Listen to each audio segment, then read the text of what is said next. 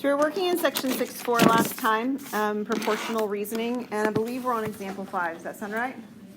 Okay, so reminder, proportions are just equality statements about ratios. Two ratios set equal to one another. And example 5 is an interesting one. We have a couple of young ladies, Kira and Dora, and they worked 3.5 and 4.5 hours respectively on a programming project. So I don't know if you took Success 101, if you read the Strengths Finder, but fairness is one of the strengths that's listed in the Strengths Finder, and apparently Dora has fairness as one of her strengths, and so she wants to make sure that she gets paid for the appropriate amount of time that she worked because she worked more, right? So she wants to know how much she should get paid because it shouldn't be split half and half because they didn't each work the same amount of time. Does that make sense?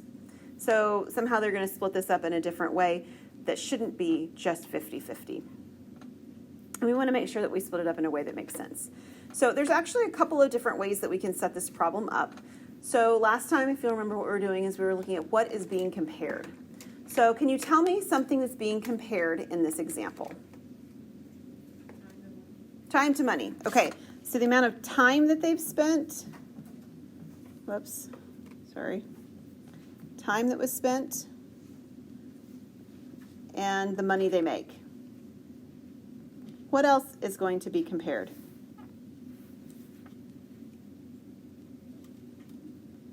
The what? Yeah, the individual people that are involved, right? So we have Kiera on one side, and we have Dora on the other side.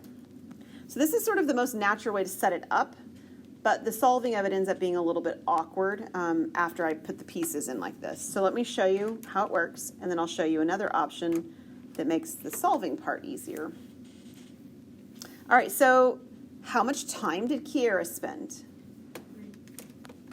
3.5. If you want to put 3.5 for the purposes of doing proportions, I'm okay with that as well. Your pick.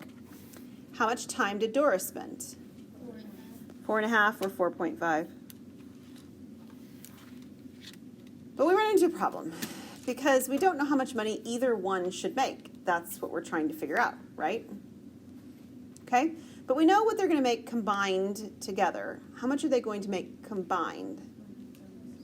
Yeah, so they're going to make $176 combined. So we can actually set it up like this. This is the awkward part. We can say, well, I don't know how much Kara is going to make, so we're going to call it X. But however much she makes, Dora makes the rest of it, so she makes 176 minus X. Does that make sense? That's how we use the 176 without actually knowing how to split it up to begin with, which is what we're trying to find. So then we would actually cross multiply, like so. So the easy cross multiplication is the diagonal that has the single x in it, so that's 4.5x. Along the other diagonal, I have 3.5 times 176 minus x. And I have to distribute that through. So 4.5x equals. So grab a calculator if you wish. So what is 3.5 times 176? 616. Okay. And then I have minus 3.5x. What would I do next? Yeah, add the 3.5x to the other side. What is 4.5x plus 3.5x? 8. So 8x equals 616. Now what? Divide by 8. What's x? 77.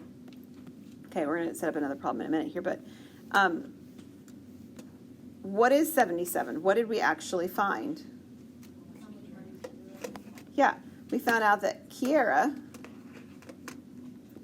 makes $77. So how can I go about finding what Dora makes? Yeah, 176 minus the 77 would be Dora. And what would that give us for Dora? Yep, 99.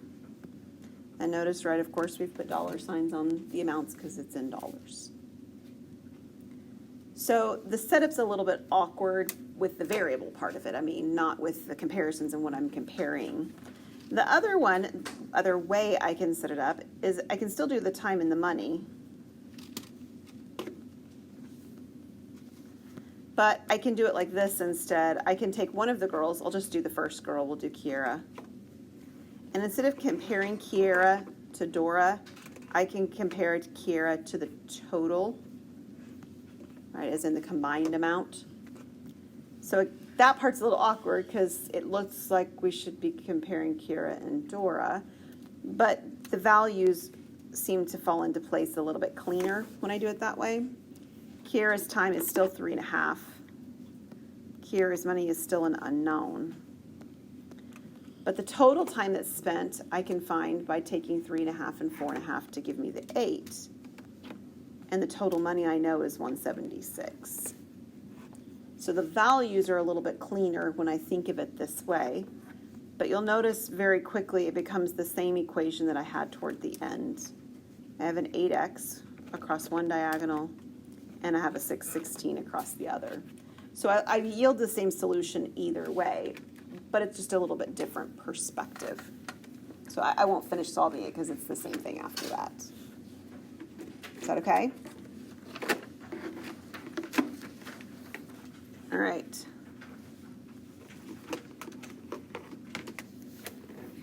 Student-teacher or teacher-student ratio, near and dear to all of your hearts one day, I'm sure. So at Rattlesnake School, the teacher-student ratio is 1 to 30. If the school has 1,200 students, how many additional teachers must be hired if they want to reduce the ratio to 1 to 25? So what are the things that are being compared? Students and teachers, and they listed teachers first, so I will as well, but you could list it the other way if you wish. Teachers to students. What else is being compared? It's a little harder to identify this one. Okay, so close. There's a total issue, like as in the actual number of students and number of teachers, but there's also something else. How many teachers they already have. We're going to get to that part in a minute. That's true. There is a comparison between now and later, but that's not our first thing we need to worry about. It's actually the ratio that we're given compared to the actual, we'll say actual people. So like the ratio of the teachers to students right now is 1 to 30. But the actual people, right? How many actual students do I have? 1,200 students. Do you see the difference? They kind of give the quantities in two different pieces. And so we can actually figure out how many teachers we have now. Coming back to what Kaylee said, though, we do have to take into account that we have two ratios given. The ratio we have now, which is the 1 to 30. And we have a ratio of what we want, which is 1 to 25. And we still have the same 1,200 students. So in some sense, I'm trying to find this quantity, I'll call it Y. It's not the same as X. X is the number of teachers I have now, and Y is the number of teachers I want to have later. Yeah, you'll have two separate equations to figure it out. So as we're looking at this first one, and we cross multiply, we have 30x equals 1,200. Oops, 1,200. And then what? We'll divide by 30, and we get 40. So it says 40 teachers now. But if we do the other equation, we'll find out how many teachers we want to have. So this is 25y equals my 1,200. And if I divide, how many teachers is how many I want to have?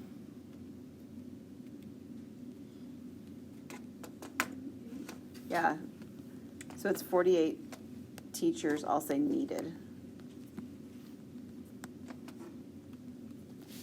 So I need 48. I have 40. How many more do I need to hire? Yeah.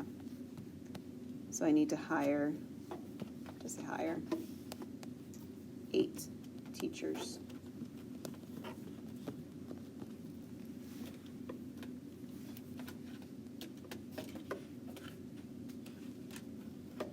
answer, right? Okay. Mary is working with measurements and writes up the following proportion. 12 inches over 1 foot equals 5 feet over 60 inches. How would you help her? I just have her flip the fraction on the right.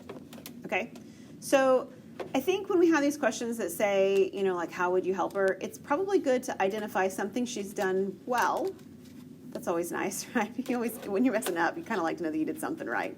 Something that she's done right, and then we can help her identify what needs to be fixed, which is where our minds as teachers go to anyway.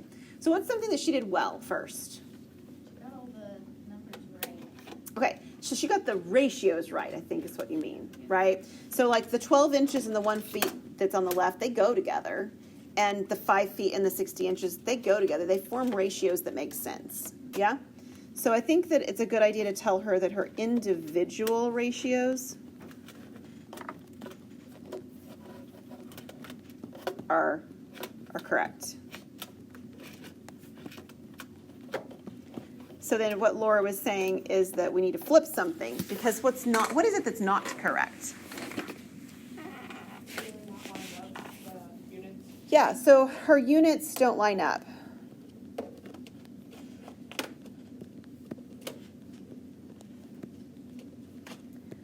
On the left, it's inches over feet, and this is on the left, and then on the right, we have feet over inches, right? This is our problem. And so what we would suggest she do is what Laura was saying at the beginning. We need to flip one of them. And does it matter which one we flip? No. We need to flip one ratio.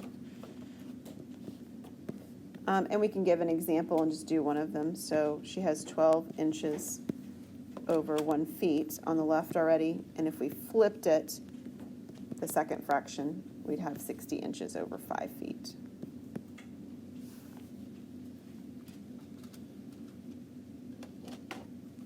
Does that make sense? Okay. Last question. Amy's friend told her that the ratio of boys to girls in her classroom is 5 to 6. Amy was surprised that her class would have only 11 students. What would you tell her? 5, 6 is like the simplified version. Okay. So 5 to 6 is, or at least could be, right? Let me say is possibly a simplified ratio. So what other ratio would be equivalent to 5 to 6? 10 to 12. Yeah, 10 to 12. Or what else?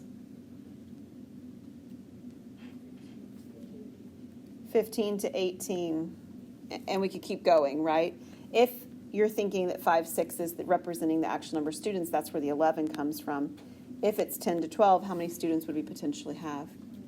We might have 22, which is a pretty reasonable number to show up if you're talking about an elementary school size classroom, right? How about 15 to 18?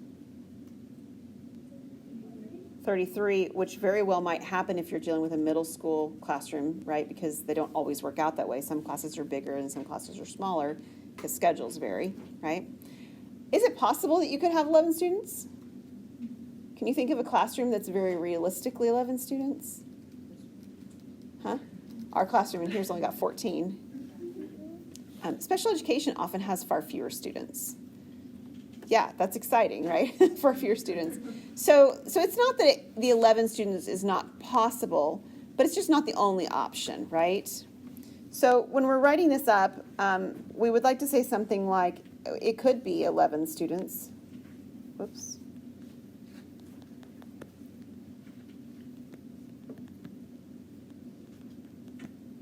Also, if the school were a rural school or if you were talking about a private school, 11 is not completely out of the realm of possible. It could be 11 students, or 5 to 6 could be the reduced ratio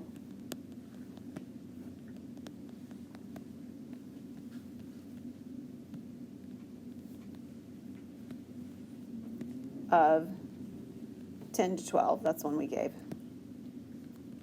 or 15 to 18 or whatever. And there are 22 students,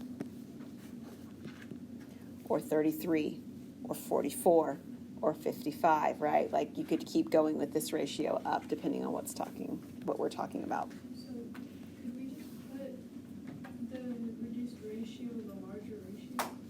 Say it again. Could we just, so you said 5 to 6 could be the reduced ratio of 10 to 12 or 15 to 18. Could we just put, instead of those numbers, could we just put a larger ratio? You could put a larger ratio, yeah. There's lots of things we could write here that would be perfectly fine. Yeah. All right, any questions?